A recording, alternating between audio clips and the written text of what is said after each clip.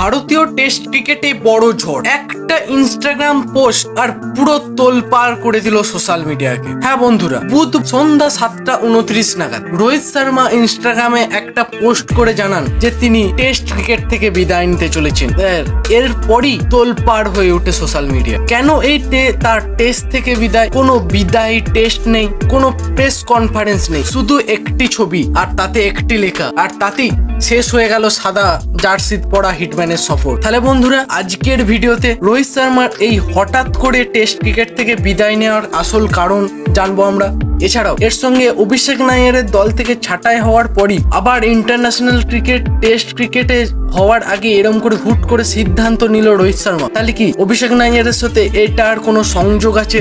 সেই বিষয়ে আলোচনা করবো আজকের ভিডিওতে। আর পরবর্তীতে আসতে চলেছে ভারত ইংল্যান্ড টেস্ট সফর, যেখানে ভারতীয় দলের কমান্ড কে সামলাতে পারে সেটা থাকছে আজকের ভিডিওতে। তাহলে বন্ধুরা, অবশ্যই ভিডিওটি শেষ পর্যন্ত থাকো। আর তুমি যদি রোহিত শর্মার একজন ডাই হার্ট ফ্যান হও, তাহলে অবশ্যই ভিডিওটি মন থেকে একটি লাইক করে দাও এবং কমেন্টে লিখে দাও হিটম্যান জিন্দাবাদ। তাহলে বন্ধুরা, সাদা পোশাকে দেশের প্রতিনিধিত্ব করা আমার সৌভাগ্য, ধন্যবাদ সকলকে, এই বলি রোহিত শর্মা একটা পোস্ট করেন ইনস্টাগ্রাম। কিন্তু এত হঠাৎ কেন? আইপিএল এর মাঝে এত বড় সিদ্ধান্ত নেওয়ার কারণ কি? জল্পনা, প্রশ্ন, আবেগ সব মিশে একটা অদ্ভুত বিষয় হয়ে দাঁড়িয়েছে আজকে আমাদের কাছে। সূত্রের খবর বলছে, ইংল্যান্ড সফরে রোহিত শর্মাকে অধিনায়ক রাখার পক্ষে ছিল না নির্বাচক কমিটি। হয়তো আগেই আঁচ পেয়ে গেছিল রোহিত শর্মা। তার উপর অভিষেক নায়ারের বাদ পড়া, যিনি রোহিত শর্মার সবচেয়ে ঘনিষ্ঠ কোচেদের, এই সিদ্ধান্ত প্রভাব ফেলেছিল হয়তো রোহিত শর্মার উপরে। তাই এই হঠাৎ করে টেস্ট ক্রিকেট থেকে বিদায়ের সিদ্ধান্ত জানালেন তিনি।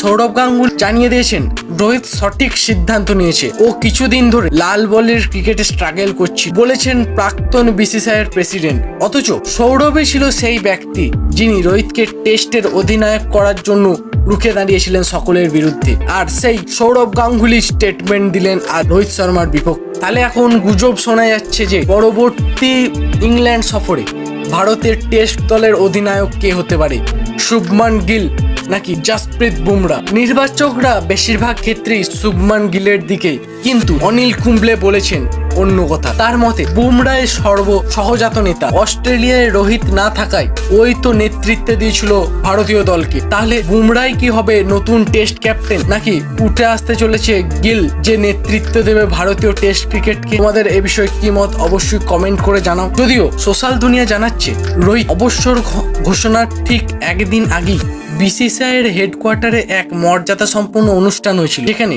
সচিন গাভাস্করের নামে ঘরের নামকরণ হয়। রোহিত ছিলেন অনুপস্থিত। তার পরের দিনই ছিল সেই বিস্ফোরক পোস্ট, তার টেস্ট থেকে বিদায়। তাহলে কি হিটম্যানের এই সিদ্ধান্ত শুধু কি একটা যুগের সমাপ্তি, নাকি শুরু হতে চলেছে এক নতুন অধ্যায় ভারতীয় টেস্ট ক্রিকেটের? একজন কিংবদন্তির বিদায়, একজন নতুন নেতার আগমন। কে তুলে নেবে ভারতীয় টেস্ট ক্রিকেট দলের ভার, শুভমান গিল নাকি জাসপ্রীত বুমরা? এ বিষয়ে আপনাদের কি মত অবশ্যই কমেন্টে জানান। আর গিল নাকি বুমরা কে হতে পারে সর্বকালের সেরা টেস্ট দলের ক্যাপ্টেন, সেই বিষয়ে আপনাদের কি আন্দাজ সেটাও জানাতে ভুলবেন না। আর বন্ধুরা, ভিডিওটি ভালো লেগে থাকলে লাইক করুন এবং চ্যানেলে যদি নতুন হয়ে থাকেন চ্যানেলটি সাবস্ক্রাইব করতে অবশ্যই ভুলবেন না। তাহলে বন্ধুরা, আজকে এই পর্যন্তই থাক, দেখা হচ্ছে পরের ভিডিওতে। জয় হিন্দ।